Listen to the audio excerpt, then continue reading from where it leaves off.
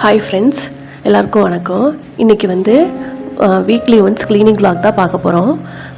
நிலனையும் ஸ்கூல்லேருந்து கூட்டிகிட்டு வந்தாச்சு. மதியானம் அவனை தூங்க வச்சுட்டு தான் வேலையை ஸ்டார்ட் பண்ண முடியும். அதனால் அவனை தூங்க வச்சுட்டு நானும் ஸ்டார்ட் பண்ண போயிட்டேன். அப்புறம் வானம் பார்த்தா ரொம்ப மோடமாக இருந்தது. சரி, ஓகே, நம்ம க்ளீன் ஆரம்பிச்சிடலான்னு சொல்லிட்டு இருக்கிற நம்ம காலையில் விளக்கி வச்சுருந்த பாத்திரத்தெல்லாம் எடுத்து நான் எடுத்து வச்சுட்டு அதுக்கப்புறம் நம்ம அடுப்பை க்ளீன் பண்ணலாம் அப்படின்னு சொல்லிட்டு அடுப்பில் இருக்கிறதுலாம் கொஞ்சம் தண்ணி தெளித்து ஃபஸ்ட்டு நார்மலாக சோப்பு வச்சுருப்போம்ல, விளக்குற சோப்பு, அந்த சோப்பையை ஸ்க்ரப்பர் வச்சு நல்லா தேய்ச்சி வச்சுட்டேன். அதுக்கப்புறம் ஈரமான துணியை வச்சு அதை நல்லா தொடச்சி எடுத்துக்கணும். தொடச்சி எடுத்துக்கிட்டு அதுக்கப்புறம் ஈரம் இல்லாத துணி இருந்ததுன்னா அதை போட்டு நல்லா தொடச்சி எடுத்துட்டிங்கன்னா அடுப்பு க்ளீனாக சூப்பராக இருக்கும். புது அடுப்பு மாதிரியே தெரியும், வாங்கின அடுப்பு மாதிரியே நல்லாயிருக்கும். நீங்கள் அதை இதையும் போட்டு தேய்க்கணும்லாம் இல்லை. நான் நார்மலாக கழுவுற சோப்பு வச்சு நான் தேய்ச்சிக்குவேன், க்ளீனாக இருக்கும். பட்டர்ஃப்ளை அடுப்பு தான், கண்ணாடி அடுப்பு தான். வேறு ஏதாவது போட்டு ஸ்க்ராட்ச் விழுவுமோ அப்படிலாம் கிடையாது. இந்த மாதிரி போட்டு நான் கழுவிடுவேன்.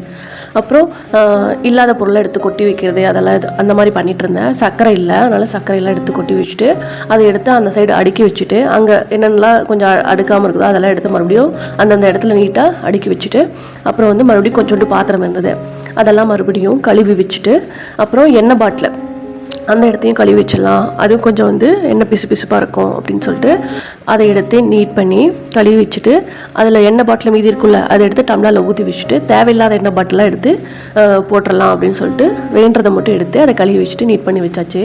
பழைய சாப்பாடு இருந்தது, அது எங்கள் வீட்டுக்கு முன்னாடி மாட்டுக்கொட்டாய் இருக்குது. சரி, அதுக்கு போய் போட்டு வந்துடலான்னு சொல்லிட்டு போட்டு வந்துட்டேன்.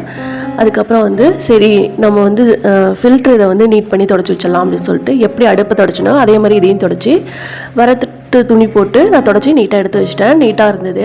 அதுக்கப்புறம் கீழே மிக்ஸி வச்சுருக்கோம்ல அந்த இடத்தையும் க்ளீன் பண்ணிடலான்னு சொல்லிட்டு அந்த இடத்தையும் நல்லா தேய்ச்சி ஸ்க்ரப்பர் போட்டு அந்த டைல்ஸில் இருக்கிற அழுக்கு எல்லாத்தையும் போட்டு தேய்ச்சி நீட் பண்ணியாச்சு. அதுக்கப்புறம் மிக்ஸியை கழுவிடலான்னு சொல்லிட்டு மிக்ஸியும் நல்லா தேய்ச்சி கழுவி இது பண்ணியாச்சு.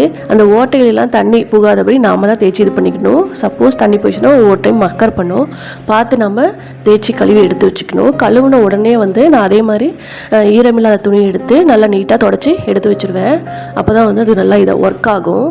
அதுக்கப்புறம் கரெக்டாக அந்த டைமில் சோளக்கருதி வித்துட்டு போனாங்களா, சரின்னு சொல்லிட்டு நானும் வாங்கி வச்சுட்டு சோளக்கருதியும் வேவிச்சு வச்சுட்டா நிலன் எந்திரிக்கிறதுக்குள்ளே அவனுக்கு அடுத்து சாப்பிட்றதுக்கு ஏதாவது யூஸ் ஆகுன்னு சொல்லிட்டு நானும் குக்கரில் போட்டு ஒரு 6 விசில் போல் விட்டு எடுத்து வச்சுட்டேன். நல்லா வெந்துருச்சு. அதுக்கப்புறம் என்ன மறுபடியும் மோடமாக இருந்தது. சரின்னு சொல்லிட்டு அது வேகிறதுக்குள்ளே மற்ற வேலைகள்லாம் செஞ்சுட்டு போது கரெக்டாக மழை, ரொம்ப நல்ல மழை, அப்பா செம மழை பெஞ்சு ஒரே மழையா. சரின்னு சொல்லிட்டு போய் ட்ரெஸ் எடுக்கலான்னு பார்த்தா அது காயலை. சரி, அட்டைக்குள்ளே தான் இருக்குன்னு சொல்லிட்டு நான் வச்சுட்டு நானும் ரிலாக்ஸாக சேரில் உட்காந்து வேடிக்கை பார்த்துட்டு அந்த மலைக்கு இதமாக சோளக்கட்டி சாப்பிட்டுட்டு ரிலாக்ஸ் பண்ணிவிட்டு அந்த நாள் க்ளீனிங் ஒர்க் இப்படி தான் போச்சு. எல்லாத்துக்கும் தேங்க்யூ.